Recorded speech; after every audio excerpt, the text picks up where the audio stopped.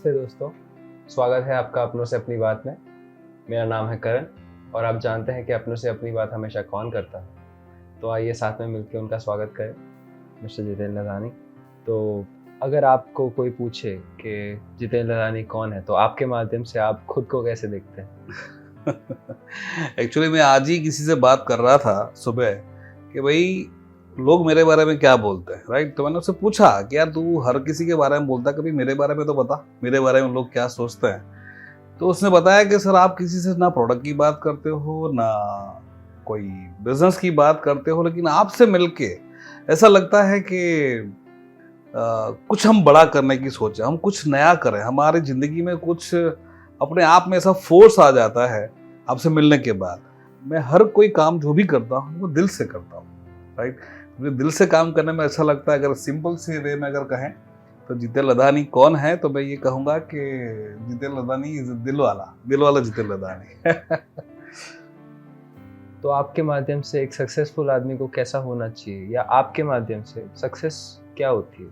Success अगर मेरे हिसाब से देखा जाए तो उसमें ये होता है कि लोगों की हेल्प करना, लोगों को मदद करना, लोगों के लिए हेल्पिंग नेचर रखना, वही मेरे लिए सफलता है। लोगों की हेल्प करें, लोगों को सफल बनाएं, उसी में ही मैं अपनी सफलता को मानता हूँ। जैसे मुझे लगता है लाइफ में कि इसको मेरी ज़रूरत है, वो उसको बोलना नहीं पड़ता है कि जिधर लधानी को आना पड़ेगा, लेकिन मैं वही सोचता हूँ कि मैं अपने हिसाब से ही वहाँ चला जाता हूँ। और ऐसा नहीं है कि बिजनेस अकेली सक्सेस की बात कर रहा हूँ मैं। अगर सामाजिक दृष्टि से देखा जाए, अगर स्पिरिचुअल की अगर बात देखी जाए, अगर परिवार की भी बात अगर देखी जाए, मतलब जितने भी मेरे चारों तरफ जितने भी लोग हैं, मुझे लगता है कि इसको मेरी ज़रूरत है।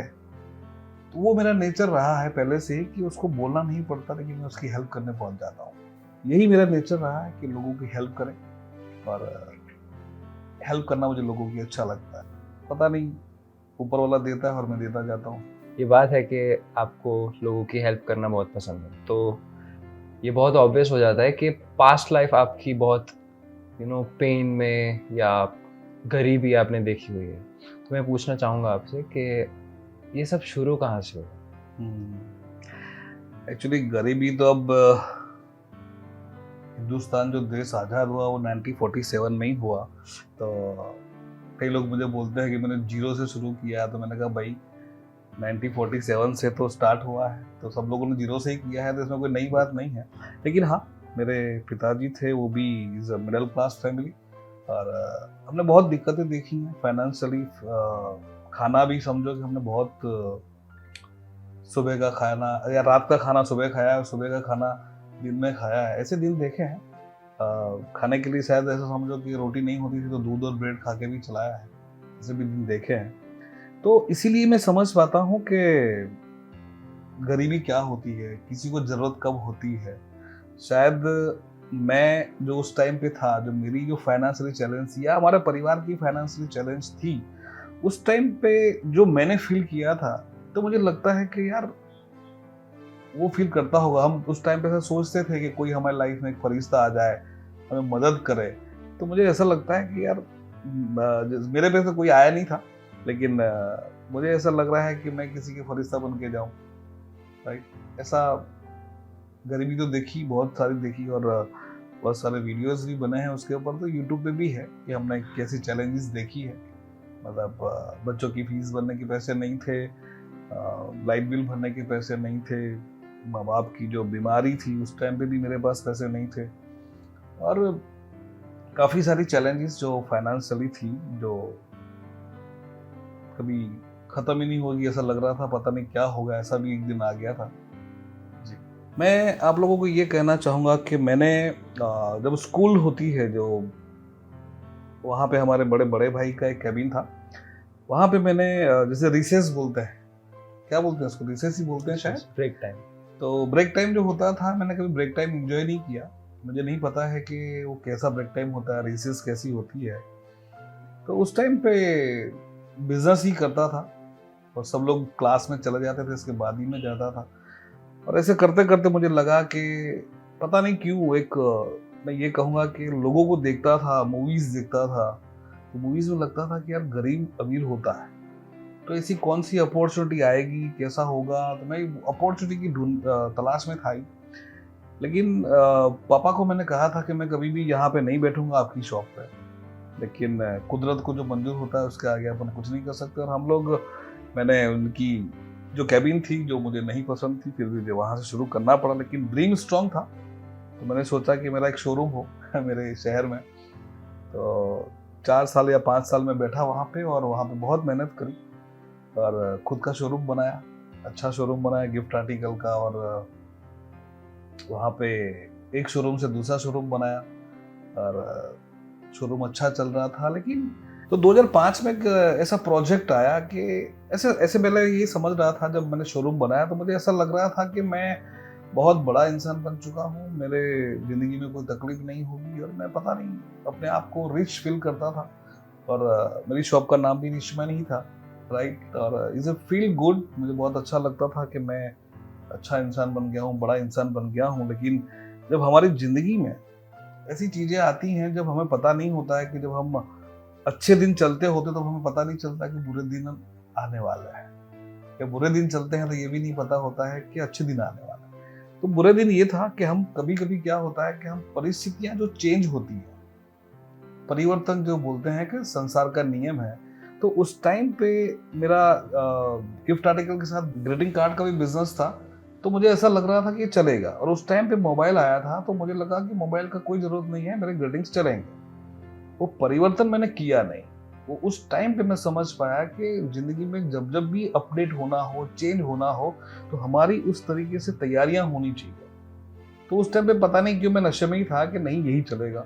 तो जो बोलते हैं ना एक जिद्दी बना, वो था कि नहीं नहीं ग्रीटिंग्स चलेंगे, ये बिजनेस चलेगा ही चलेगा। मोबाइल का अलग बिजनेस है, ये अलग बिजनेस है। लेकिन मोबाइल आने के टाइम पे वो धीरे धीरे धीरे मेरा बिजनेस डाउन हो गया, और 2010 में मैंने मेरी दोनों शॉप, एक को सेल कर दी और दूसरी भी मैंने सेल कर दी। इतना बिजनेस डाउन चला गया था और बहुत ही कहते हैं ना डेप्थ में चला गया था। लेकिन एक टाइम पे 2005 या 5 में मेरे पास ऐसा प्रोजेक्ट आया था। जब देखो मैंने कहा ना कि जो अच्छे दिन चल रहे हो उस टाइम पे अच्छी चीज़ों को कर लेना चाहिए, लेकिन जब आप बुरे दिन आते हैं तब आप अच्छा सोच नहीं पाते। लेकिन इसलिए मैं कहता हूँ हमेशा कि अच्छे दिन जब चल रहे हो आपके, तो आपके अच्छे दिनों में आपको कुछ अच्छा कर लेना चाहिए। लेकिन लोग क्या कहते हैं कि भाई कुछ बुरा है ही नहीं, सब अच्छा ही चल रहा है, तो लोग दूसरी अपॉर्चुनिटी देखते नहीं है।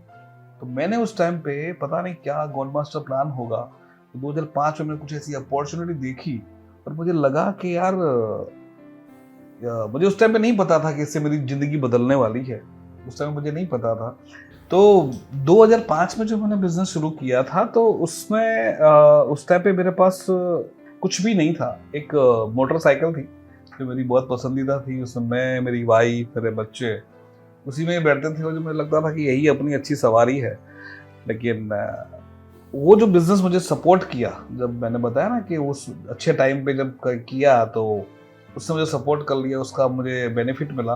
तो 2012 में मैंने पहली कार उससे परचेस करी जब बिजनेस बंद था। जो मेरे जो 2 शोरूम थे वो बंद हो चुके थे, बिक चुके थे, फाइनेंशियली वीक हो गया था। लेकिन उससे मैंने सेंट्रो ली, जो बिजनेस मैंने किया, जो अपॉर्चुनिटी मैंने आपको बताई, सेंट्रो मैंने फर्स्ट कार ली। और उससे भी यही लगता था कि यही अपनी फरारी है, ऐसा ही फील होता था, क्योंकि कभी हमारे खानदान में उस टाइम पे आई थिंक तो कार नहीं था। सेंट्रो लिया, फिर उसी से मैंने i20 ली और उसी अपॉर्चुनिटी से मैंने मर्सिडीज बेंज ली 65 लाख की। उसके बाद 30 लाख की मैंने XV700 लिया। और हमारे 2 घर हैं गांव में। एक घर को मैंने पूरा रिनोवेट करवाया। फिर यहाँ पे हमने अभी मैं गांधीनगर रहता हूँ, गांधीनगर गुजरात में, तो वहाँ पे एक घर लिया। वो घर लेने के बाद जब हमको उसका फर्नीचर बन रहा था, हम प्लानिंग कर रहे थे कि ये करें वो करें, लेकिन उस टाइम पे ऐसा लगा कि ये घर छोटा पड़ने वाला है। क्योंकि जो मैं इतना धुन में हूँ ना कि मैंने कभी अपने आप को देखा नहीं, बच्चों को देखा नहीं। फिर वाइफ ने बताया कि बच्चा बड़ा हो रहा है, 3 BHK कैसे सेट होगा। तो हमने एक वर्टिकल विला परचेस किया, उसकी अमाउंट बहुत अच्छी है। और मतलब आप देख सकते हैं, मैं कहना ये चाहता हूँ कि जब वो अपॉर्चुनिटी आई थी, अच्छे टाइम पे किया हुआ काम मैं कहता हूँ जब बुरा दिन आता है, बुरे दिन होते हैं, तब आपका दिमाग काम नहीं करता। अच्छा टाइम चल रहा हो ना, उस टाइम पे अच्छा कर लीजिए, ताकि वही आपके बुरे दिन को टाल सकता है, राइट। तो आज ऐसा कह सकता हूँ कि 2 कार जो मेरी गैरेज की शोभा है, एक अच्छा घर है, 2 बच्चे हैं, बीवी अच्छी है साथ में, मतलब 4 हैं। हाँ, लेकिन मैं एक चीज कहना चाहूंगा आप लोगों से, मतलब करण आपसे, कि कई लोग होते हैं कि भाई धीरे धीरे सफलता लेंगे, आहिस्ता आहिस्ता करेंगे। मैं ये कहता हूँ कि मेरा पेन कह रहा हूँ पर्सनली, कि जिस टाइम पे मेरे पास फाइनेंशियली प्रॉब्लम था, मतलब माँ बाप की सेवा करने के लिए भी पैसे नहीं थे, तो उस टाइम पे एक पेन जो रहता है जिंदगी में कि यार आज सब कुछ है, यही बिजनेस जो अपॉर्चुनिटी थी वो उस टाइम पे नहीं थी मेरे पास जब मेरे माँ बाप थे, राइट। अगर उस टाइम पे ये होता, आज मर्सिडीज है लेकिन मर्सिडीज में बैठने वाले मेरे माँ बाप नहीं है, 2 घर गांव में हैं, 2 घर गांधीनगर में हैं अच्छे से, और माँ बाप नहीं है, तो मेरा ये पेन रहा है। तो मैं लोगों से यही कहना चाहता हूँ कि यार अगर बिजनेस समझ में आ रहा है आपको, जो भी आप बिजनेस कर रहे हैं, जो भी आप, जो मैंने मेरा कहा किया था, मैं उसकी बात करूंगा। जब मुझे पता चला कि बिजनेस बहुत बढ़िया है, मैंने स्पीड से काम कर लिया। मैं ये नहीं चाहता था कि इसमें देर करनी चाहिए। कई लोग होते हैं कि करते हैं, आज करते हैं, जो टालना होता है बातों को, लोग टालते रहते हैं। तो लोग टालते हैं, वो मुझे पसंद ही नहीं है कि क्यों टालते हैं, किसके लिए टालते हैं। पर मैं यहाँ पे किसी को फोर्स नहीं कर सकता कि आप इसको स्पीड में करो, क्योंकि मैं किसी को यहाँ पे तनख्वाह नहीं दे रहा हूँ, राइट। लेकिन मुझे ऐसा लगता है कि जिनको भी अपॉर्चुनिटी समझ में आ चुकी है, तो समझ चुका है वो बंदा, तो उसको स्पीड से करना चाहिए, ताकि आपके माँ बाप जो आपको, जिन्होंने जन्म दिया है, जो आपने तकलीफें देखी हैं, सब लोगों ने तो जिंदगी में तकलीफें नहीं देखी होती, लेकिन जिन्होंने देखी हैं, मैं चाहता हूँ कि आपका माँ बाप हो और आपकी जो भी कार आए, जो भी आपका बड़ा घर हो, उसमें वो भी इंजॉय करके जाए या आपको देख के जाए, उनको लगता है कि यार मेरा बच्चा खुश है, उनको सुकून मिलता है। बहुत पेन है सर आपकी जर्नी में, और मैं समझता हूँ कि आपने जो पेन सहा है उसकी वजह से ही आप आज इतने सक्सेसफुल हैं। पर मैं आपसे ये पूछना चाहूँगा कि आपकी फैमिली ने क्या रिएक्ट किया जब आपने ये बिज़नेस शुरू किया, और आपको स्टार्टिंग फेज़ में तो आपने हार्ड वर्क किया होगा, लेकिन स्टार्टिंग फेज़ में तो कोई भी बिज़नेस में इतनी सक्सेस नहीं होती, तो आपके फैमिली ने क्या रिएक्ट किया इस चीज़ पे? देखो, फैमिली वही सपोर्ट होनी चाहिए पहले, क्योंकि फैमिली के बगैर ये बिजनेस नहीं हो सकता है। जो जिस चीज़ में भी आप सफलता पाना चाहते हो, तो आपको फैमिली का सपोर्ट चाहिए ही चाहिए। और मैं लकी हूँ मेरी जर्नी में, मेरी लाइफ में, कि मेरी ब्यूटीफुल वाइफ है कामनी, और उससे मैं बहुत प्यार करता हूँ, और 2 बच्चे हैं। जब ये जर्नी शुरू की थी, सफलता मिलेगी नहीं मिलेगी पता नहीं था, लेकिन हमने एक डिसाइड किया था कि हमारा अच्छा सा घर हो, हमारी मर्सिडीज बेंज हो, ब्लैक कलर की हो, ये सारी चीज़ें सोच के रखी थी। और मेरी वाइफ से पूछता रहता था कि तुझे कौन सी गाड़ी अच्छी लगती है। वो बोलती थी कि ऊपर से खुल जाए और अपन लॉन्ग ड्राइव पे चले। तो बहुत सारे सपने थे, और इसमें से मैंने सीखा था, जो मैंने अपॉर्चुनिटी जो मैंने देखी, उसमें सीखा था कि जो भी ड्रीम आपका है, जो भी आपके जो भी सपने हैं, अगर उसको दीवार पे चिपकाएंगे और उसके नीचे डेट लिखेंगे, तो वो सारे सपने पूरे होते हैं।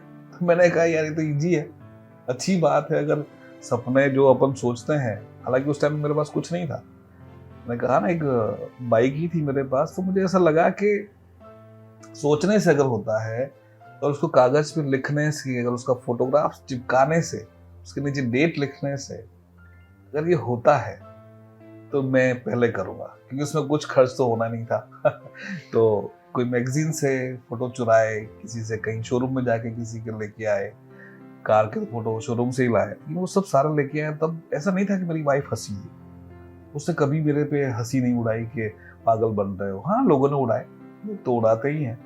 कि जब मैंने मर्सिडीज का, मुझे एक किस्सा याद आ रहा है, बीच में बता रहा हूँ, जब मैंने मर्सिडीज का फोटो लगाया था, तो मेरे एक दोस्त ने मुझे बोला था कि तेरे बाप ने मर्सिडीज देखी है क्या, तेरे पता है कि मर्सिडीज का टायर कितने का आता है।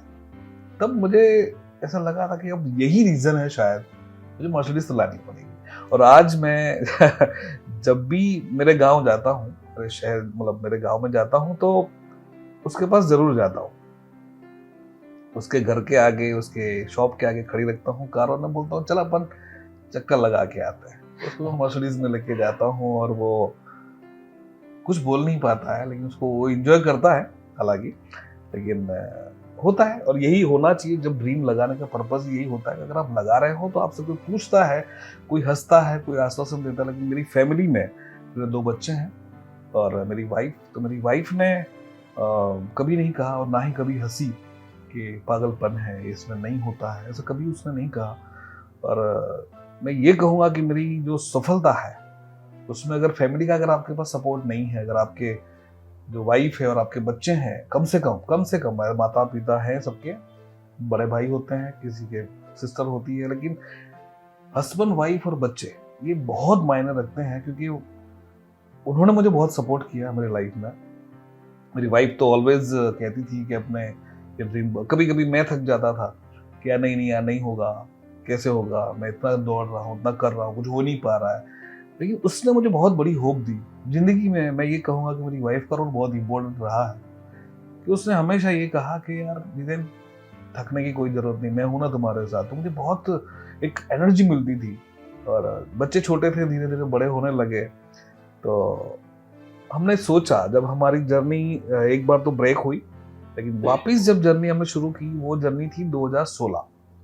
2016 में जब हमने एक और अपॉर्चुनिटी देखी, उसी जैसे वो थी पहले, उसी ऐसी अपॉर्चुनिटी हमने सेकंड अपॉर्चुनिटी देखी, तब मुझे लगा कि यार कैसा होगा। उस टाइम पे मेरा भी भरोसा उस चीज से थोड़ा डगमग हो गया था, थोड़ा डामाडोल हो गया था, मेरी वाइफ का भी डामाडोल था। लेकिन फिर भी हमने कहा नहीं, अगर इतना साल हमने किया है तो एक बार एक और चांस लेते हैं। तो हमने स्टार्ट किया, तो अच्छी शुरुआत हुई। पहले ही महीने अच्छा सा मेरा पे आउट चेक बना, सेकंड महीने बहुत अच्छे से भी अच्छा चेक बना। तो मैंने कहा कि मेरा गांव छोड़ना पड़ेगा। तब मैं, मेरी वाइफ और मैंने दोनों बच्चों को लेकर मेरा गांव मैंने छोड़ा। हालांकि छोड़ने का कोई ऐसा रीजन नहीं था, लेकिन मुझे ऐसा लगा कि जहाँ पे हम रह रहे हैं, जिस माहौल में रह रहे हैं, तो मुझे लगा कि पहले हमें उस माहौल से दूर जाना पड़ेगा। उस माहौल से जब दूर जाएंगे, राइट, तब हम कुछ बड़ा कर सकते हैं। वरना क्या होता है कि रिलेशनशिप, फ्रेंडशिप, ये सारे जो लोग होते हैं ना, कुछ वक्त के लिए, मैं ऐसा नहीं कह रहा हूँ कि उनको छोड़ देना चाहिए, लेकिन उस टाइम पे हम इमोशनल हो जाते हैं और उस टाइम पे लोगों को हम टाइम देने के चक्कर में हम हमारी लाइफ नहीं बना पाते। जैसे समझ लो कि किसी की शादी हो गई, किसी का बर्थडे आ गया, किसी को बीमारी आ गई, किसी को हॉस्पिटल जाना पड़ा। तो मुझे पता था ये सारी चीज़ों में उलझना नहीं चाहता हूँ, क्योंकि ये बहुत अच्छा चांस मिला है और इस चांस को मुझे जल्दी निपटाना पड़ेगा। तब मैं एक मेरे घर से, मेरे गांव से 30 किलोमीटर दूर में एक और शहर में चला गया रहने के लिए। तब हम चारों ने, मेरी वाइफ और मेरे दोनों बच्चों के साथ जब मैं बैठा, तब उन्होंने मुझे कहा कि हमारी क्या ज़रूरत है। तो मेरी वाइफ तो कह ही रही थी कि मैं आपके साथ ही चलूंगी, आपका जहाँ भी जाओगे मैं साथ ही चलूंगी। हम दोनों साथ में हमने काम किया है। और बच्चों को हमने ये कहा कि आपको, बड़े लड़के के लिए हम गए थे हॉस्टल ढूंढने के लिए, कि बेटा तू हॉस्टल में रहेगा, तो उसके लिए हम हॉस्टल ढूंढने गए थे। और छोटा बच्चा बहुत खुश हो रहा था कि भैया यहाँ रहेंगे, भैया यहाँ रहेंगे। तो छोटे लड़के को ये नहीं पता था कि मेरे लिए ढूंढ रहे हैं, और ना ही मुझे भी पता था, मुझे भी अंदाजा नहीं था कि मैं उसके लिए ढूंढ रहा हूँ। लेकिन जब छोटे बच्चे को पता चला कि मुझे हॉस्टल में रहना पड़ेगा, तो शुरू में तो उसने मना किया। बड़े लड़के ने भी कहा कि कोई बात नहीं, आप जो बोलो, आपकी सफलता में हम आपके साथ हैं। तो एक टीम बनी, एक यूनाइटेड टीम होनी चाहिए फैमिली में, और उन्हीं का सपोर्ट होता है तभी इंसान सफल हो पाता है। लेकिन जब हम चारों साथ में बैठे, घर गए, तो छोटा लड़का बोल रहा था कि मैं हॉस्टल में नहीं रहूँगा। तो मैंने कहा कि राजा महाराजाओं के जो लड़के होते थे, जैसे आपने रामायण सुनी होगी, तो भगवान श्री राम भी आश्रम में रहे थे। जैसे कि कोई भी जो उस टाइम पे जो सीरियल्स आती थी, सब जो राजा महाराजा के लड़के होते थे वो आश्रम में रहते थे, राइट, गुरु के पास। तो मैंने कहा कि आज का जो आश्रम है वो हॉस्टल है। तो उसको बहुत अच्छी बात लगी थी, कि उसको प्राउड हो गया कि मैं राजा का लड़का हूँ, तो मुझे आश्रम में, यानी कि हॉस्टल में रहना पड़ेगा। तो वो हॉस्टल में रहा, और उसने 3 साल वो हॉस्टल में रहा था। मैं बहुत मतलब मेरी वाइफ से ज़्यादा मैं इमोशनल था उस लड़के के लिए। और जो बड़ा लड़का है उसने भी कहा कि पापा घर खाली रहेगा, आप दोनों घूमते रहोगे, छोटा भाई हॉस्टल में है तो घर खाली है तो इसको भी हॉस्टल समझ लेता हूँ। तो उसने भी बहुत अच्छी तरीके से, उसकी लाइफ भी बहुत गजब की है, मैं कभी शेयर करूँगा उसके बारे में। लेकिन वो 3 साल तक वो अकेला ही रहा, उसमें ऐसी चैलेंजेस बहुत आई, जैसे कि कभी छोटे लड़के का हॉस्टल में से फ़ोन आ जाता था उनके टीचर का कि इनको ऐसा हुआ है, तो हम बहुत टेंशन में होते थे क्योंकि हम लोग बहुत आउट ऑफ गुजरात या आउट ऑफ सिटी हम बहुत काम करते थे। तो एक बार ऐसा किस्सा हुआ कि हमारे बड़े लड़के का एक्सीडेंट हुआ, मतलब रोड क्रॉस कर रहा था तो उसको किसी एक्टिवा ने टक्कर मारी। तो उस टाइम पे संडे था शायद, उसमें उसको क्या कहते हैं, डॉक्टर मिला नहीं। मेरा एक ही दोस्त था उस शहर में, नए नए शहर में, उसको फ़ोन किया, वो भी आउट ऑफ सिटी था और डॉक्टर भी नहीं था। तो बड़े लड़के ने कहा पापा कोई चिंता मत करो, मैं संभाल लूँगा, अब चिंता मत करो, आप अपने काम पे फोकस रखिए। तो ऐसा नहीं था कि तकलीफें नहीं आई, लेकिन उनका सपोर्ट, मतलब मैं ये कहूँगा कि बहुत ज़बरदस्त रहा। अगर फैमिली का सपोर्ट नहीं होता तो मेरी सफलता पॉसिबल ही नहीं थी। Thank you so much sir. आपने सच में आज अपनों से अपनी बात में, जो अपनों से अपनी बात जो करते हैं दिल से, वो आपने, मैं ये मानता हूँ कि आपने दिल से अपनी फीलिंग्स एक्सप्रेस करी, अपनी जर्नी आपने बहुत खुल के बताई हमें। आपके लाइफ में जो पेन रहे हैं, जो चैलेंजेस रहे हैं, वो आपने शेयर करे। थैंक यू सो मच उसके लिए। Thank you so much for watching this video. I am sure आपको ये टॉक शो बहुत पसंद आया होगा। जल्दी आपसे मुलाकात करेंगे एक नई टॉक शो में, नए टॉपिक के साथ। Thank you.